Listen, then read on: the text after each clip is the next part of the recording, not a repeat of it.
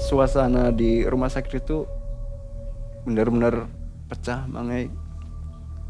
Sedih. Saya mengucapkan 2 kali bersahadat untuk pelepasan terakhir untuk Aden, supaya Aden ini husnul khotimah. Kondisi Aden seperti apa waktu lihat pertama? Keriput, mukanya keriput, perut membesar, paha besar, dada krempeng, Persis tinggal seperti di tulang. foto itu. Persis di foto, dengan mata melotot. Testisnya itu sebesar bola kaki. Nah, ini kepalanya perempuan, tapi badannya itu buaya, Mang Ei. Jadi dari pesugihan itu, Mang Ei, itu tanah di berbagai daerah, mobil juga, dan rumah mewah di berbagai daerah juga. Dari pelanggan juga banyak banget yang datang dan rasanya enak. Berapa sudah tumbal? Udah dua anak laki-laki. Selama 30 tahun hanya 2. Kerasnya perjanjian pesugihan yang meminta tumbal anak, walau pahit tetap saja diterima oleh para pelaku ritual pesugihan. Pelaku rela menerima perjanjian ini, walaupun harus menyerahkan tumbal hingga 3 turunan. Kasus pemutusan perjanjian korban tumbal anak ini pernah ditangani oleh Mas Aura.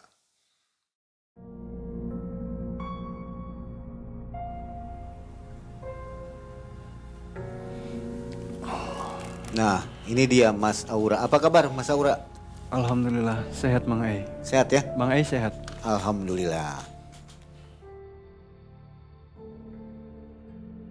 Assalamualaikum warahmatullahi wabarakatuh. Waalaikumsalam warahmatullahi wabarakatuh. Sobat Malam Mencekam, hari ini Mang Ei dan tim kembali hadir untuk mengantarkan kisah nyata yang terbaru lagi. Di depan kita namanya udah tahu ya tadi ya, Mas Aura. Ya, Mas Aura, benar, Mang Ei. kita ketemu lagi nih di video yang Alhamdulillah. pertama itu tentang ngobatin nolong ya, nolong nggak Nolong. sengaja itu ya, Heeh. nolong nggak sengaja waktu di Bandung, Ya betul, di Cimahi, Mang. yang kawinan itu ya. Ya, pernikahan itu. Nah yang sekarang ini lebih sadis lagi ya. Lebih sadis dan mengerikan sekaligus sangat terharu, Mang. Pemutusan perjanjian pesugihan Ya betul. yang kayaknya udah kurang lebih 30 tahunan ya. Betul, Mang Ei. Wih ngeri ya, lama juga kayaknya itu. Ya, sangat lama sekali. Mas Aura apa aktivitas sekarang nih? Masih di WO, Mang Ei. Masih ya? Masih di WO tapi di Bandung sekarang. Sekarang di Bandung. Sekarang di Bandung. Jadi ordernya dari Bandung juga? Ordernya dari Bandung sekarang. Karena lebih banyak tamu dari Bandung juga. Nah yang mau nikah boleh nih hubungi Mas Aura ya. Telepon. Telepon. Jangan lupa komisi ya. Ya siap, beres dah. Oke, Sobat Malam Mencekam jangan kemana-mana, kita nonton bersama kisah dari Mas Aura. Malam Mencekam, semakin malam semakin mencekam. Mas Aura.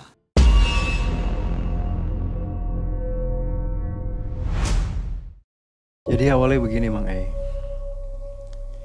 Di hari Rabu, yaitu malam Kamis, saya dapat telepon dari kerabat saya yang ada di Bandung, namanya Ades. Jadi Ades itu telepon saya, Mang Ei, untuk meminta bantuan sama saya karena ada saudara kerabatnya yang sedang sakit. Beliau telepon ke saya, Bang Aura, saya boleh minta bantuan Bang Aura nggak? Bantuan apa, Mas? Gini, kerabat saya punya anak. Nah, anaknya sedang sakit. Dan dikasihlah foto anak yang sedang sakit ini, laki-laki. Pas saya lihat fotonya itu, ya Allah, menyedihkan, Bang Ei. Mukanya udah pucat pasi, perutnya besar, kaki juga besar, dadanya kurus kering, muka keriput kayak udah orang tua. Padahal ini usia masih 13 tahun, Mang Ei. Dokumentasi aslinya ada ya? Ada, Mang Ei. Kebetulan di foto waktu itu. Ya, saya foto dan video juga ada. Boleh kita tayangkan nih? Silakan. Ini kejadiannya masih baru ya? Masih baru, waktu itu di bulan Juni Tahun ini? tahun 2024 Mang Ai.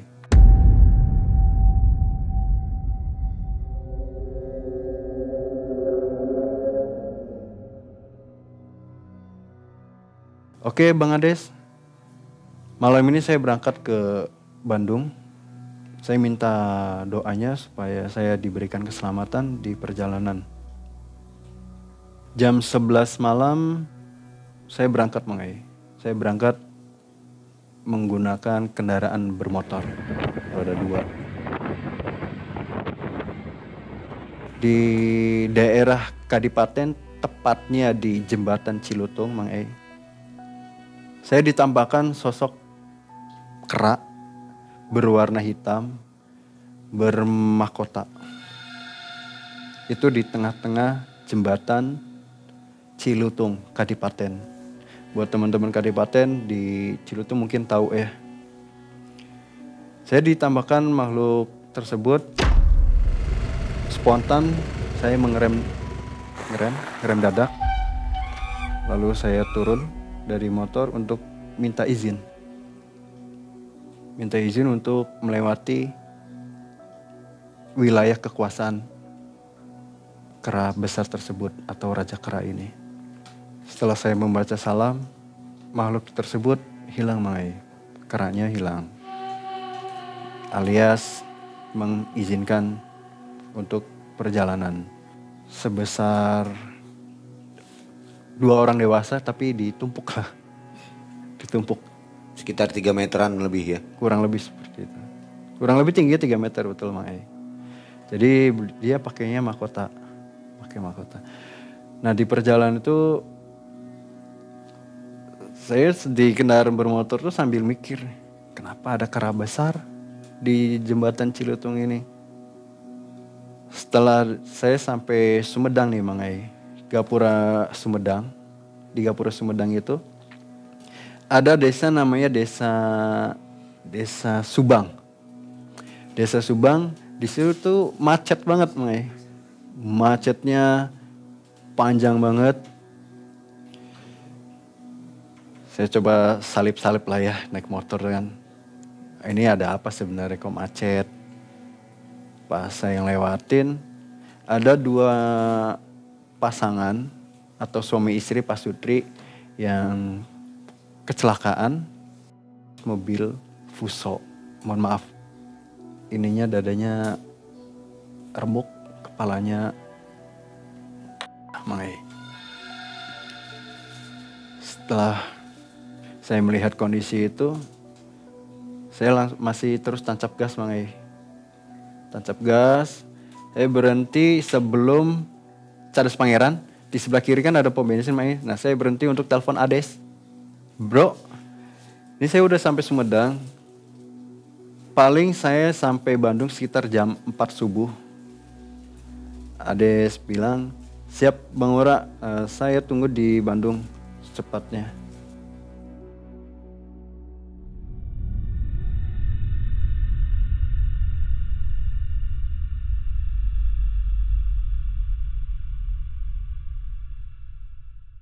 Kita udah sampai di rumah Ades, ngopi, ngobrol sebentar.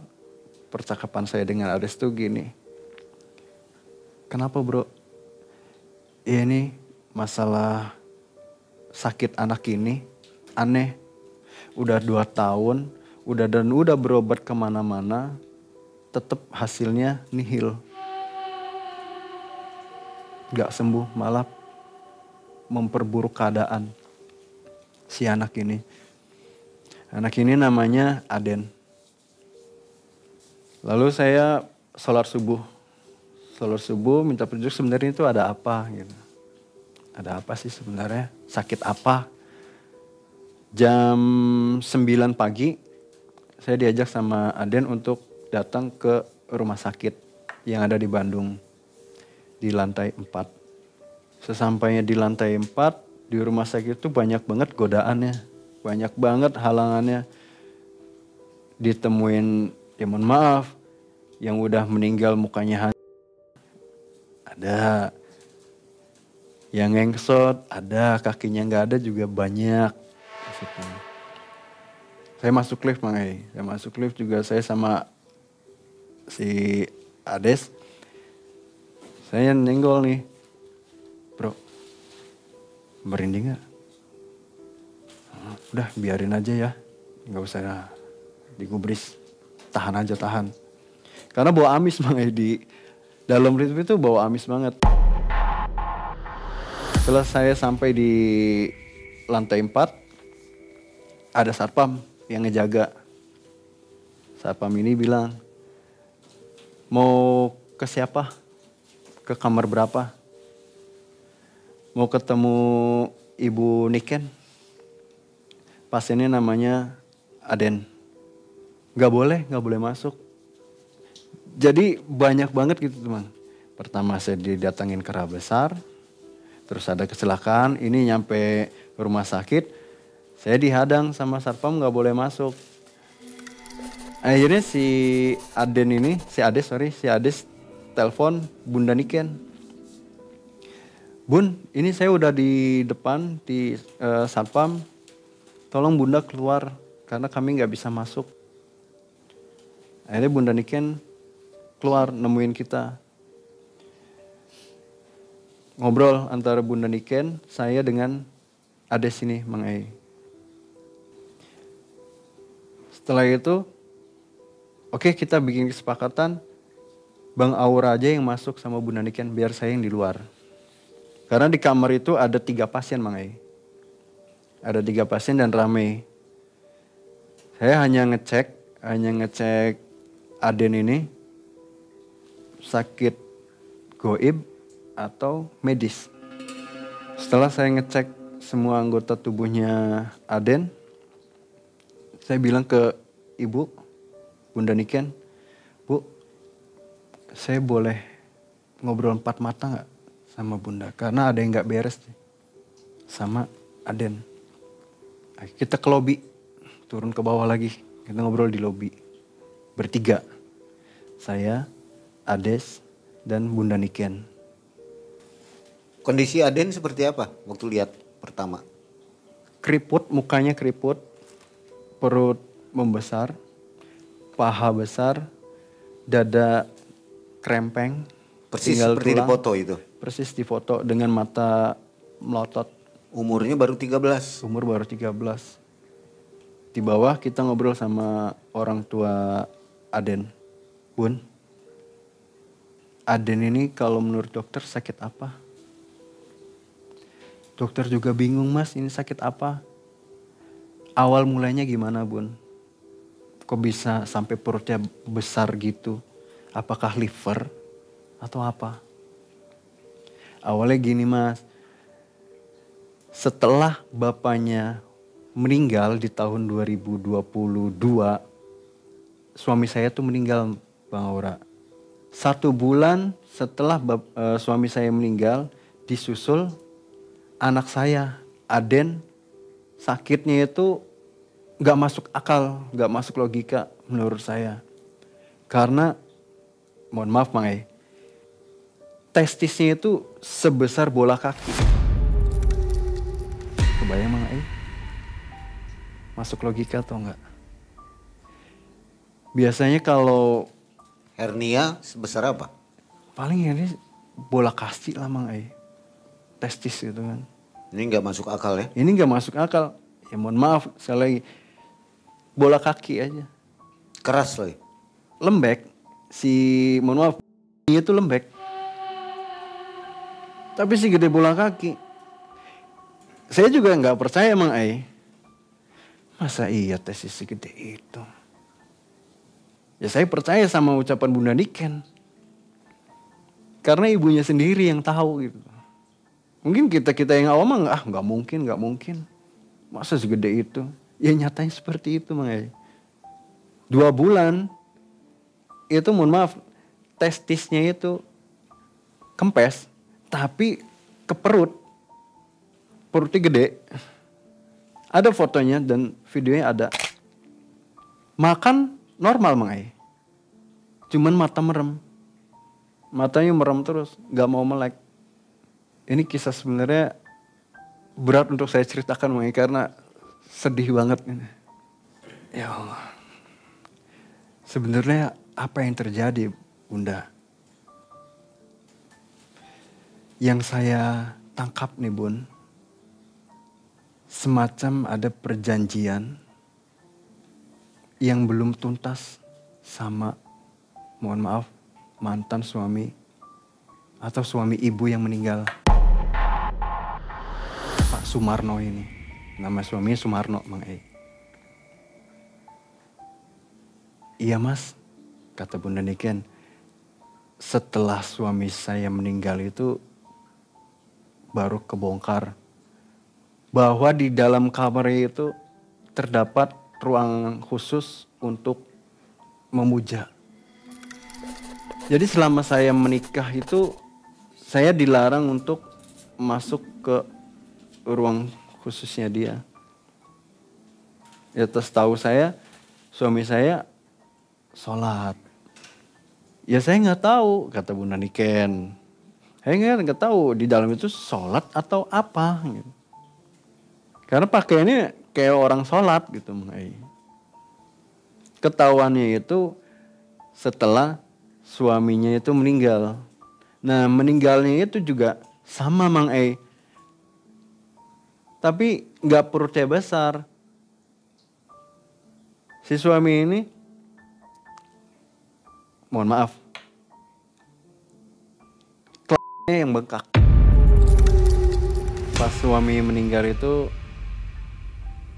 banyak kejadian-kejadian yang janggal. Saya nanya balik ke Bunda Niken. Usahanya apa sih sebenarnya? Pak Sumarno ini usahanya apa dulu sebelum Bunda Niken kenal? Ayam goreng Mas. Ayam goreng di mana Bun? Yang di Bandung. Rame tapi Bun. Waktu itu rame banget Mas. Rame. Dari pelanggan juga banyak banget yang datang dan rasanya enak. Sekarang masih buka nggak? Udah nggak? Udah ditutup. Karena udah habis semua. Jadi dari pesugihan itu Mang E, itu tanah di berbagai daerah, mobil juga, dan rumah mewah di berbagai daerah juga. Semenjak suaminya ini sakit, harta ini baru terkikis habis. Tabungan-tabungan juga terkikis habis. Setelah suami meninggal, disambut lagi anaknya yang sakit. Aden ini sakit. Selama kurang lebih 2 tahun Mang Ai. Aden sakit ini 2 tahun.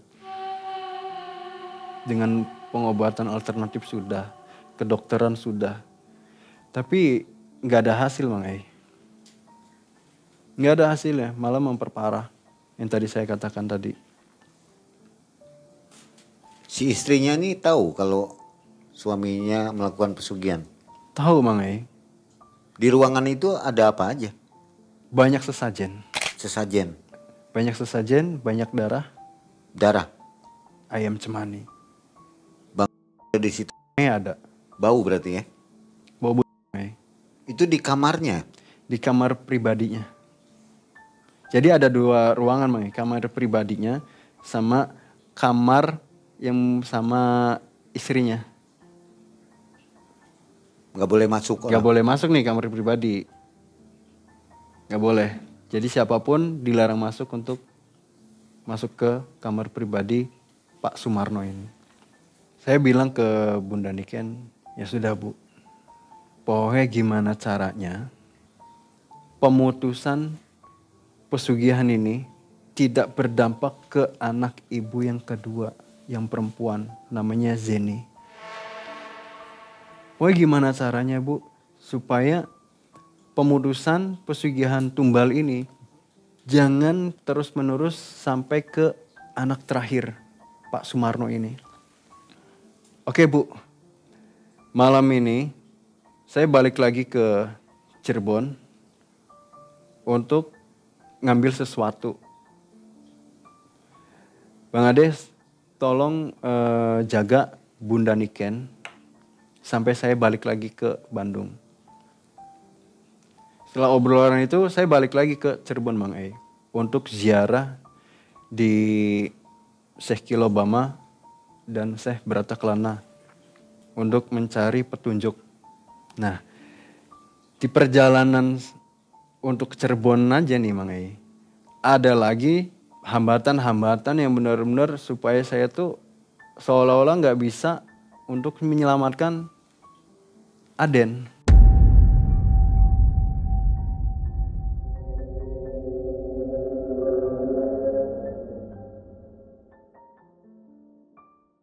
Pertama, di Sumedang lagi.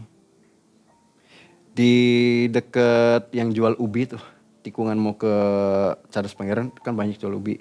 Nah di situ ada kecelakaan. Ada kecelakaan, kabel listrik jatuh, ambruk, menimpa kendaraan bermotor yang sedang melintas. Itu macet parah. Yang kedua di Rajagaluh. Di Rajagaluh itu kan ada perempatan. Kalau dari Bandung belok kanan Rajagaluh kan, kalau lurus Cirebon. Nah di perempatan ini kecelakaan lagi. Ini mobil sama motor adu bagong. Meninggal di tempat. Dalam hati di motor, ya Allah. Begitu besar hujan ini ya Allah. Untuk nyelamatin seseorang. Setelah melewati rintangan-rintangan hambatan ini emang alhamdulillah saya sampai di makam Syekh Kilobama atau Syekh Brataklana Mundu. Yang lokasinya ada di Mundu Mang Tawasul situ saya minta petunjuk. Saya ada perbisikan untuk ke Gunung Jati.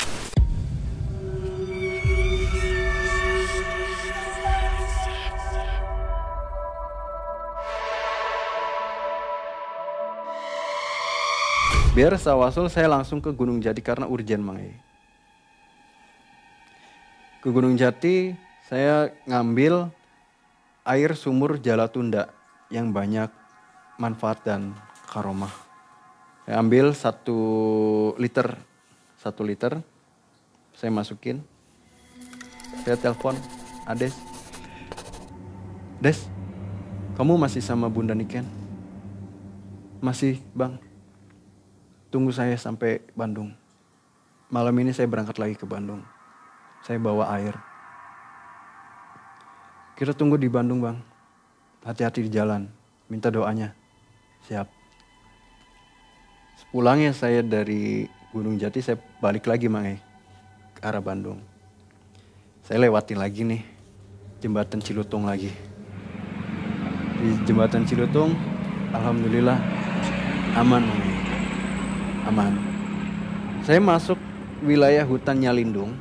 Di situ ada tikungan tajam nih Mang Tikungan tajam banget. Nah di pinggir tikungan itu saya ditambahkan sosok laki-laki tua atau kakek-kakek. Pakaiannya putih, pakai tongkat. Dan di sebelah kanannya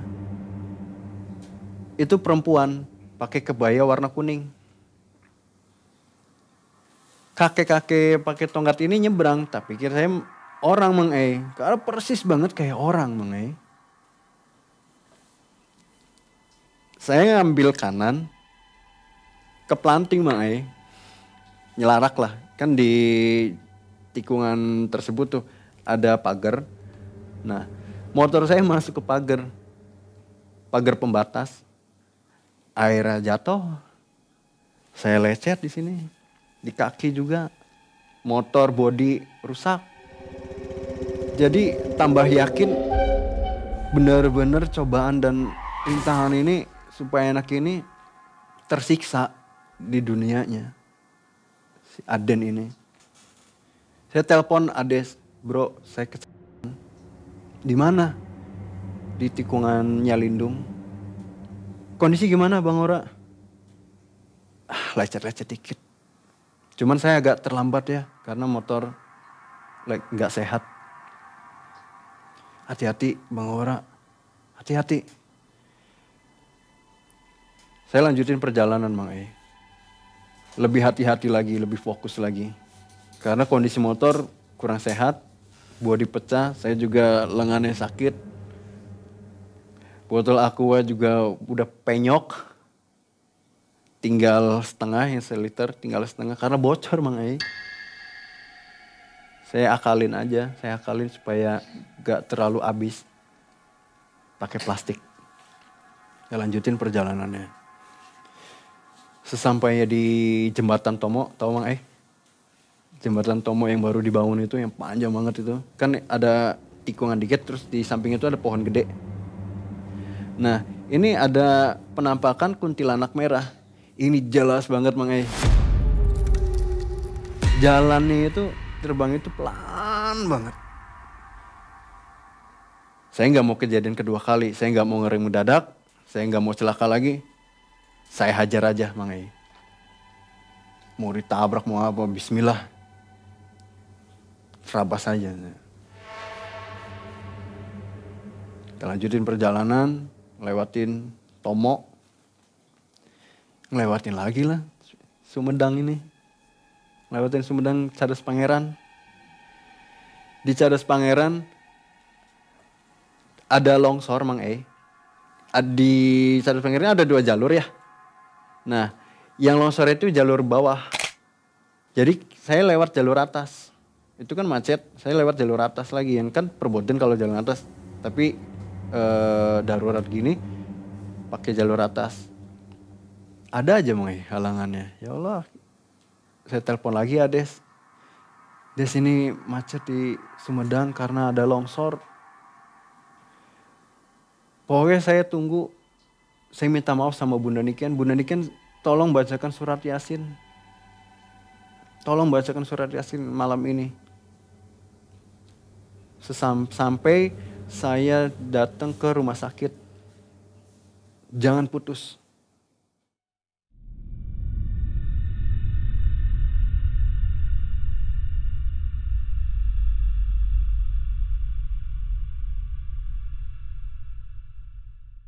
Saya lanjutin perjalanan dari longsor Sumedang ini, ngelewatin beberapa wilayah, terutama saya lewat lagi nih daerah Cibiru lagi. Alhamdulillah aman, wilayah Cibiru, Cinunuk aman semua Mang E. Sesampai saya di rumah sakit, saya telepon karena udah malam Mang E. Des, saya udah di bawah, jemput. Saya dijemput sama si Ades. Jemput sama Ades. Bunda Niken sesama saya di kamar, saya ngeliat Bunda Niken masih baca Yasin. Setelah Bunda Niken baca Yasin selesai, saya bilang ke Bunda Niken, Bun, saya minta izin sama Bunda Niken untuk keikhlasannya, keridoannya, apabila Aden meninggal, insya Allah husnul khotimah Bunda. Tapi bundanya harus ikhlas dan ridho ketika Aden wafat. Mohon maaf Mang E, saya cerita gini agak sedih. Saya ikhlas lillahi ta'ala. Saya menegaskan kalimat itu Mang E, supaya Bunda Niken benar-benar lepas untuk melepaskan Aden. Caranya gimana Bang Aura? Saya mau ruqyah Aden. Nah pada saat itu di kamar itu yang kan ada 3 pasien, yang 2 udah pulang Mang E. Tinggal Aden. Jadi saya bisa untuk ruqyah langsung. Saya melakukan dua ruqyah Mang E. Yang pertama ruqyah syar'i, yang kedua melalui jalur kejawen alias Rogo Sukmo. Yang pertama saya melakukan ruqyah untuk pembersihan badannya, sukmanya. Setelah ruqyah selesai, belum tembus nih Mang E. Baru saya melakukan opsi kedua yaitu kejawen dengan ajian Rogo Sukmo yang saya miliki. Di ajian Rogo Sukmo saya ditampakkan wujud perempuan cantik bermahkota. Nah, ini kepalanya perempuan tapi badannya itu buaya, makanya. Posisi Aden, sukmanya itu sedang di kerangkeng atau ditawan dan nggak berdaya. Itu babak belur makanya. Seperti bukan Aden yang saya kenal.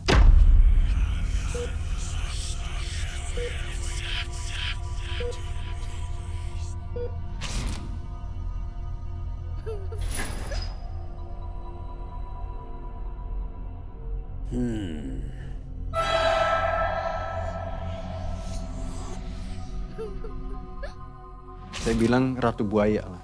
Saya minta untuk membebaskan sukmanya Aden agar Aden ini selamat. Saya hanya minta itu. Lalu Ratu Buaya ini memilih 2 opsi untuk saya pilih. Saya bisa melepaskan sukmanya, tapi Aden meninggal. Opsi pertama. Opsi kedua, Aden akan hidup, sukmanya saya tahan. Saya pilih opsi pertama, Mang E. Sukmanya lepas, Aden meninggal. Saya pilih opsi pertama. Karena kenapa?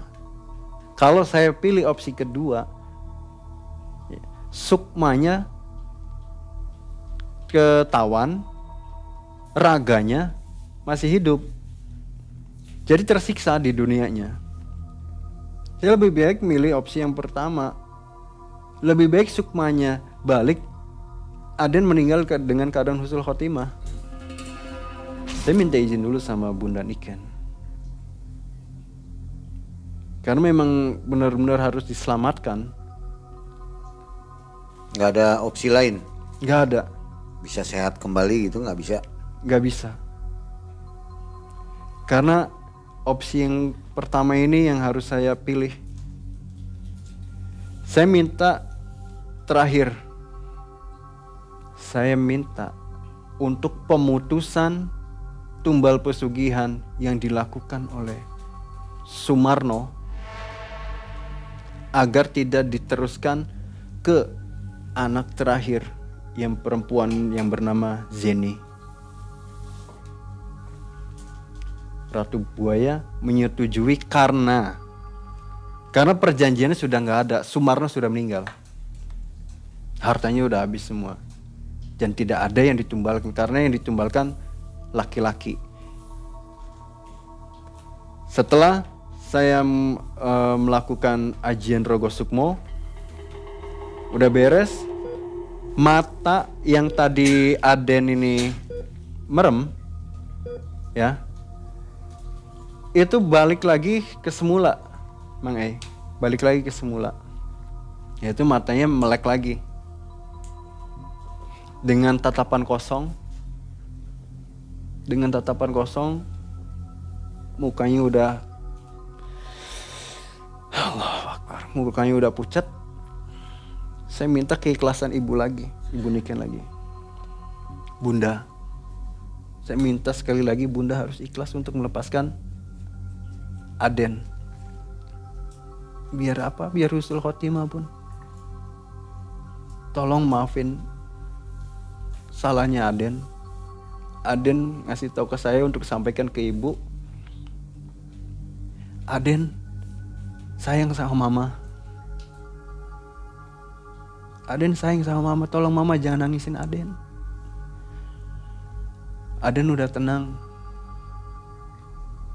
Suasana di rumah sakit itu benar-benar pecah, mangai sedih. Saya mengucapkan 2 kali bersyahadat untuk pelepasan terakhir untuk Aden, supaya Aden ini husnul khotimah. Iya saya ikhlas bang, saya ridho. Jam 3 subuh Mang Ei, Aden mengembuskan nafas terakhirnya. Dan ada videonya pada saat Aden mengembuskan nafas terakhir. Dan ada video juga pada saat pemakamannya. Aden meninggal dunia, lalu dibawa pulang. Yang saya tahu, kalau penyakit yang perutnya besar itu pasti keluar cairan Mang ya. Bener kan? Pasti keluar cairan banyak. Tapi ini enggak Mang E. Ini enggak keluar cairan sama sekali. Ya paling keluar cairan sedikit di dulurnya dan di kakinya itu sedikit. Harusnya kan kalau perutnya besar cairannya lebih banyak. Tapi ini enggak ada. Hanya sedikit. Tahu nggak Mang E? Perutnya kempes seketika. Itu kempesnya pada saat sakaratul maut.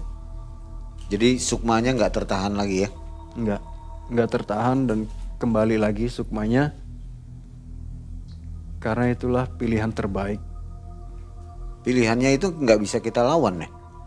Opsinya maksudnya? Ya itu ya opsi kedua.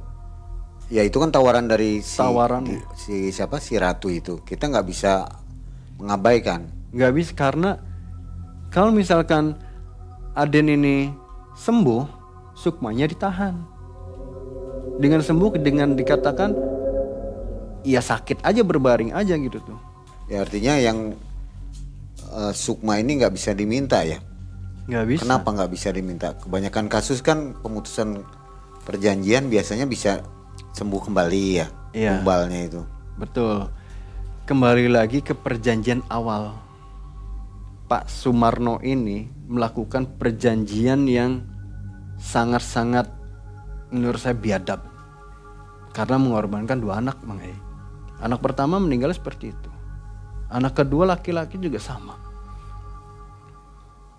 Gak bisa diputusin. Kalau ia toh sukmanya kembali, dia selamat, pasti akan lebih menderita Mang E. Karena kondisinya ya sangat mengerikan bagi saya. Berarti kalau ini meninggal dengan cara normal ya? Normal. Kembali ke pemilik sang pencipta. Kembali, ya betul Mang E. Nggak ada ditahan dulu ya? Nggak ada dikatakan ditahan gitu, nggak ada.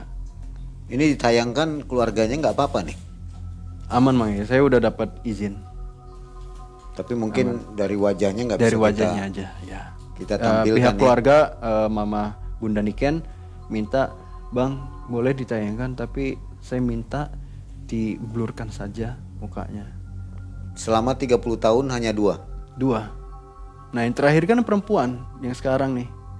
Ya itu, saya minta ke Ratu Buaya untuk tidak diteruskan ke anak perempuannya yang bernama Zeni. Tadinya mau diambil juga? Tadinya mau diambil Mang E. Walaupun Sumarno sudah meninggal. Itu terus berjalan ya perjanjiannya? Kalau nggak diputusin akan terus berjalan Mang E. Dia minta sampai kemana itu? Keturunan keberapa? Keturunan ketiga. Cucu berarti ya? Ya, kalau misalkan ini si Zeni udah dewasa dan punya anak laki-laki, ini anak laki-lakinya akan kemakan lagi Mang E. Sampai cucu? Sampai cucu. Karena masih ada darah Sumarno. Lalu kekayaannya gimana? Sudah menurun? Sekarang kekayaannya udah ludes. Sekarang Bunda Niken ngontrak di Bandung. Ruangannya segini Mang E, kecil. Yang dulunya kaya raya ya? Yang dulunya kaya raya, mobilnya mewah-mewah, tanah di mana-mana. Sekarang udah habis karena pertama buat berobat bapaknya, yang kedua berobat anaknya yang bernama Aden. Jadi hartanya memang udah sirna semua. Itu tanpa memakai fasilitas BPJS misalnya? Enggak, semuanya umum semua. Dan tadi jam 10 malam Bunda Niken telepon saya hari ini jam 10. Bunda Niken telepon saya, Bang Aura, saya dimimpikan almarhum anak saya, Aden.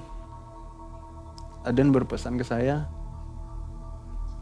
Bunda, jangan nangisin Aden. Aden udah tenang.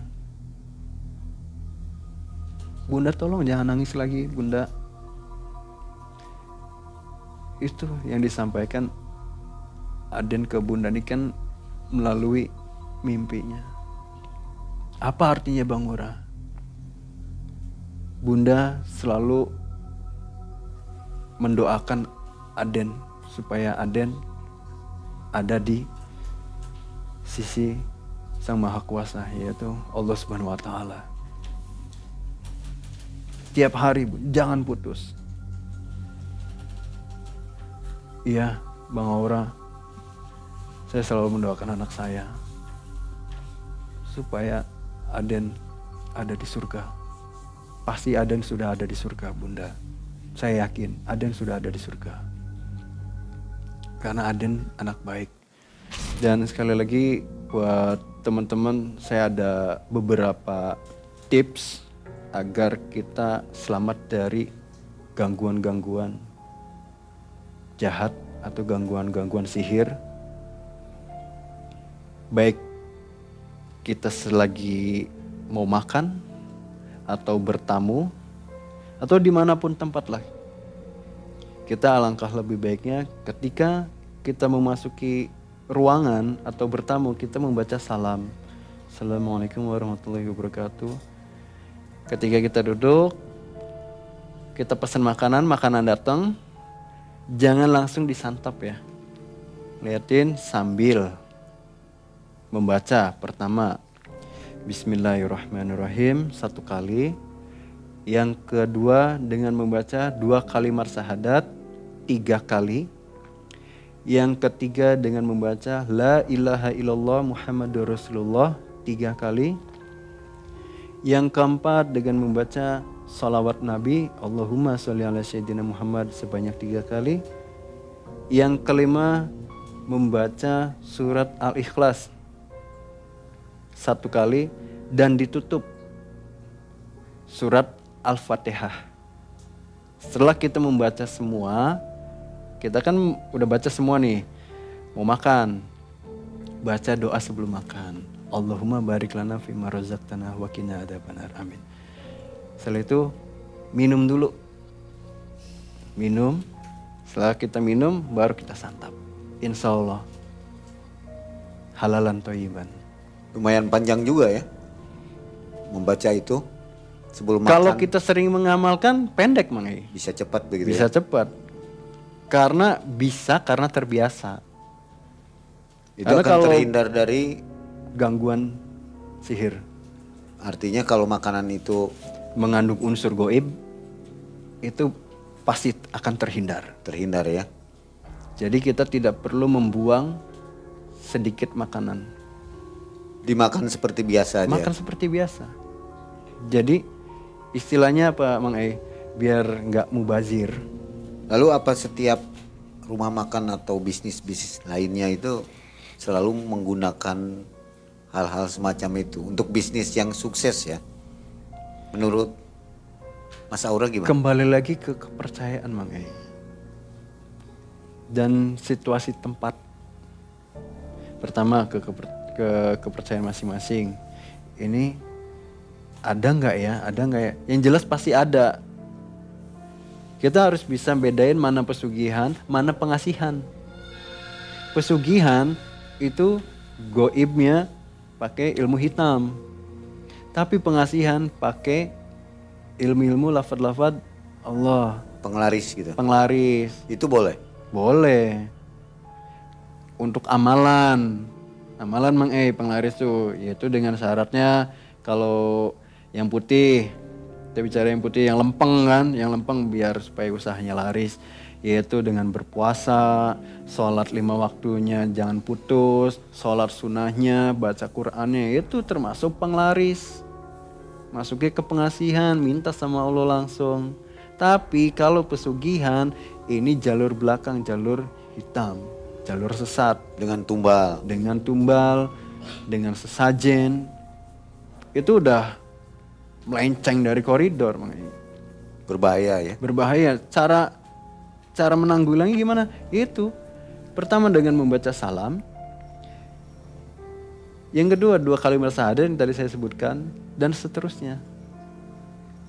Itu insya Allah akan berbalik ke pemiliknya. Tujuannya apa? Biar pemilik ini tobat.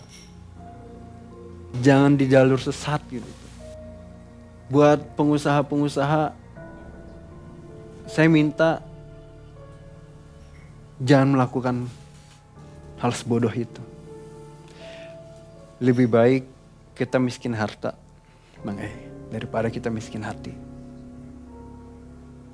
Yang merugikan banyak orang. Dan cirinya yang memakai itu seperti apa? Rumah makan memakai pesugihan dengan yang enggak. Ini ramai dua-duanya nih. Oh iya. Gimana cara mendeteksinya? Caranya?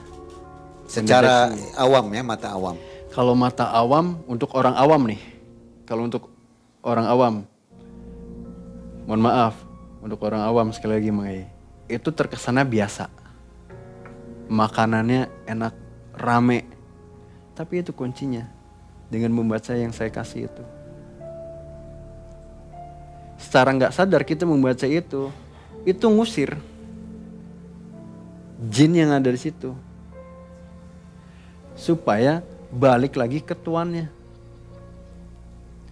Kalau kita sering didatengin seperti itu, emang insya Allah yang melakukan pesugihan ini, yang negatif ini, yang melenceng ini akan kembali ke tuannya. Jadi nggak bisa dilihat dengan kasat mata begitu ya? Nggak bisa kalau untuk orang awam. Kecuali untuk yang punya kelebihan dari Gusti Allah, tahu ini pakai nih, ini pakai nih, nggak jadi. Kadang kalau dari saya rasa seperti apa? Kalau dari saya sama enak kayak saya bawa orang awam, teman saya orang awam, jangan makan situ lah, cari aja tempat lain. Kenapa? Nggak apa-apa. Jadi untuk menghindari fitnah juga, lebih baik jangan di situ nggak mau Kenapa? Ada yang nggak beres ya? Nggak enak aja auranya.